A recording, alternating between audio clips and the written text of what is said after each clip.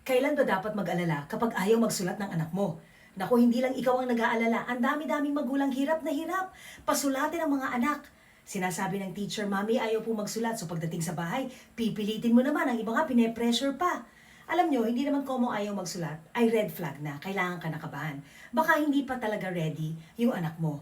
Pero kailangan, may binabantayan ka rin. Ayaw ba hawakan ng lapis? Hindi tama ang paghawak ng lapis? Umiiyak ba tuwing writing task? Tinatamad ba? Ayaw ba talaga? Ano pala ang gusto niyang gawin? Kasi, hirap na nga magsulat, may challenge na nga. Baka naman binibigyan mo pa ng gadget.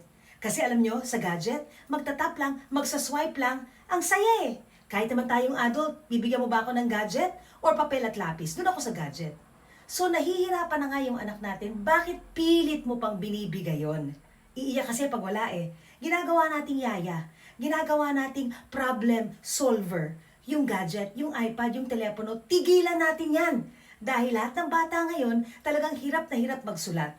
Isusubong pa sa gadget, ito tolerate mo pa, bibigyan mo pa ng pagkahaba-habang screen time, hindi talaga makakatulong yan sa challenge ng pagsusulat ng mga bata.